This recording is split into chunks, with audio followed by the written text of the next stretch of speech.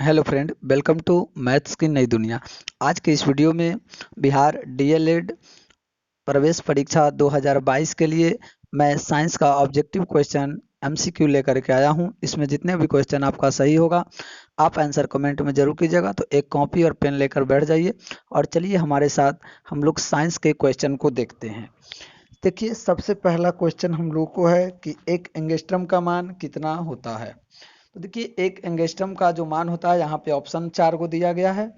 आपको एक के सामने ऐसे जो ऑप्शन सही है अपने कॉपी में लिख लेना है। फिर मैं मिलान करा रहा हूँ आपको। एक का जो सही जवाब है 10 के पावर 10 मीटर होता है। एक एंगस्ट्रम का मान 10 के पावर माइनस 10 मीटर होता है। चलिए अगला क्वेश्चन, क्वेश्चन नंबर मैं 2 दिखाता हूँ। क्वेश्चन नंबर 2 क्या है कि विद्युत बल्ब में फिलामेंट का तार बना होता है। तो मैं आपको बता दूं, विद्युत बल्ब में फिलामेंट का तार मतलब 100 वाट का जो बल्ब रहता है उसमें जो मोड़ा हुआ लपेटा हुआ स्प्रिंग जैसा जो चीज होता है उसका जो तार बना, वही जो तार है वो किस चीज का बना होता है। तो वो जो बना होता है टंगस्टन का बना होता है। टंगस्टन का संकेत क्या होता है? तो टंगस्टन का संकेत होता है डब्लू। ठीक है। एल्युमिनियम का संकेत एल, तांबा का सीयू, लोहा का एफई।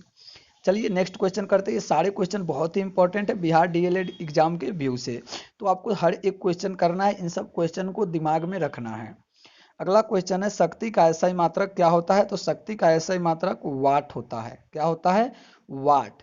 जैसे हम बल्ब लेने जाते हैं दुकान में तो बोलते हैं हमको 9 वाट का बल्ब दीजिए, मतलब वो बल्ब हमको दीजिए जिसकी शक्ति 9 वाट है। आप कहिएगा जूल किसका मात्रक है। तो जूल जो मात्रक होता है वो उष्मा का होता है, ऊर्जा का होता है। किलोवाट घंटा क्या है? तो बोर्ड ऑफ ट्रेड यूनिट का है। अगला क्वेश्चन देखते हैं। अगला क्वेश्चन जो है 4 नंबर क्या है कि श्वेत प्रकाश कितने रंगों के मेल से बनता है, यानी कि श्वेत प्रकाश में कितना रंग होता है। तो देखिए, जब श्वेत प्रकाश या सूर्य के प्रकाश को अगर हम प्रिज्म से गुजारते हैं तो प्रिज्म से निकलने के बाद जो किरण होती है 7 रंगों में बट जाती है, जिससे हम कहते हैं कि श्वेत प्रकाश जो है 7 रंगों का बना होता है। तो इस तरीके से डी ऑप्शन क्वेश्चन का सही जवाब हो जाएगा।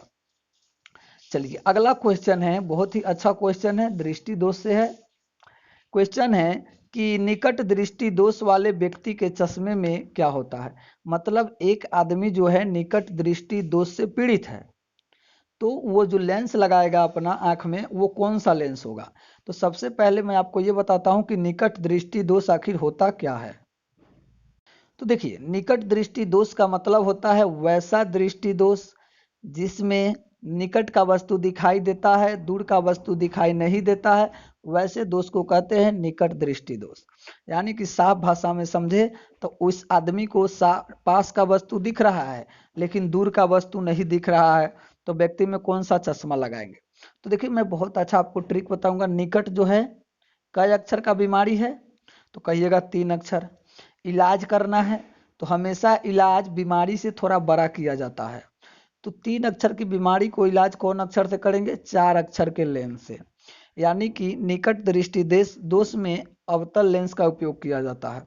अब फिर हम कहेंगे किसी दिन दूर दृष्टि दोष में, तो आप कहिएगा दूर दृष्टि दोष 2 अक्षर का बीमारी है, तो इसमें 3 अक्षर के लेंस से ठीक किया जाता है। ठीक है। चलिए 6 नंबर क्वेश्चन करते हैं। 6 नंबर क्वेश्चन है कि फेरस सल्फेट क्रिस्टल का रंग कैसा होता है। तो फेरस सल्फेट मतलब FeSO4, इसका जो रंग होता है वो हरा कलर का होता है। चलिए अगला क्वेश्चन देखते हैं। 7 नंबर, ग्लूकोज का रासायनिक सूत्र क्या होता है। ग्लूकोज का ऑप्शन दिया है, ग्लूकोज का तो सब कोई को पता होता है। देखिए, ग्लूकोज का होता है C6H12O6, यानी कि बी ऑप्शन सही जवाब हो जाएगा। पहला नंबर किसका है? C2H5OH, एथेनॉल यानी कि शराब का है। अगला जो है ये डी ऑप्शन वाला जो है बेंजीन का है, C6H6। बीच वाला किसी के सूत्र पर नहीं बैठता है। ठीक है। चलिए अगला क्वेश्चन देखिए। साधारण ताप पर फास्फोरस का अणुसूत्र क्या होता है।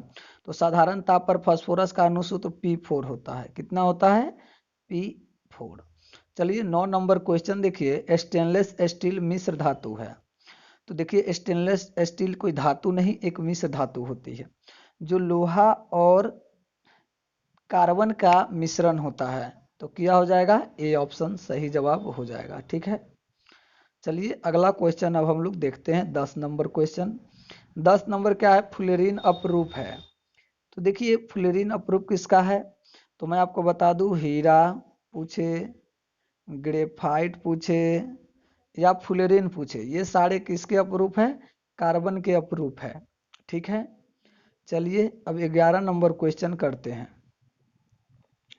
11 नंबर क्वेश्चन क्या है कि मेंडलीफ ने अपने आवर्त सारणी में तत्वों को सजाया था। तो देखिए मेंडलीफ की बात हो रहा है, तो मेंडलीफ में जो अपने आवर्त सारणी में तत्वों को सजाया था वो परमाणु द्रव्यमान के बढ़ते क्रम में सजाया था। किसके, परमाणु द्रव्यमान के बढ़ते क्रम में सजाया था। कब सजाया था, तो 1869 ईस्वी में सजाया था। और इसने अपने नियम को 1872 ईस्वी में एक पत्रिका में प्रकाशित भी करवाया था। किसने, मेंडलीफ ने। ठीक है, तो मेंडलीफ के आवर्त सारणी में परमाणु द्रव्यमान को बढ़ते क्रम में सजाया। एक और क्वेश्चन कि मेंडलीफ ने जब आवर्त सारणी में सजाया था तो इस समय तक कुल ज्ञात तत्व कितना थे, 63 तत्व ज्ञात थे।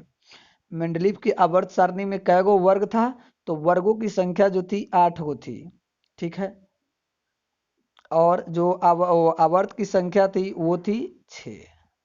ठीक है, तो चलिए अगला क्वेश्चन देखते हैं 12 नंबर। अगला क्वेश्चन है कि मैग्नीशियम पाया जाता है।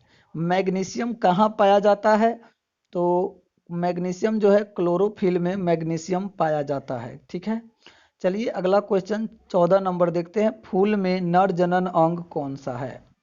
नर जनन अंग का मतलब है मेल पार्ट कौन सा है, तो वर्तिका, बद्धिकाग्र, अंडप, ये तीनों तो फीमेल पार्ट होता है, तो पुंकेसर इसका सही जवाब हो जाएगा।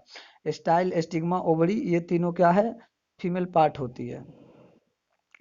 अगला क्वेश्चन है जो कि मैं आप लोगों के लिए दे रहा हूं कि अंडाणु निषेचित होता है योनि में, गर्भाशय में, फेलियोपियन ट्यूब में या अंडाशय में, कहाँ होता है ये आपको बताना है। और इसका आंसर 15 नंबर का कमेंट सेक्शन में जवाब देना है। मैं आपके लिए बहुत ही जल्द एक ग्रुप बनाने वाला हूं जिसमें बिहार बोर्ड जो डीएलएड का एग्ज़ाम लेगी उसके लिए मैं प्रिपरेशन करवाऊंगा और बिल्कुल आप लोग को सरकारी कॉलेज दिलवाने का प्रयास करूंगा। तो आपसे मैं मिलता हूं नेक्स्ट वीडियो में, तब तक के लिए आप लोग का बहुत बहुत धन्यवाद।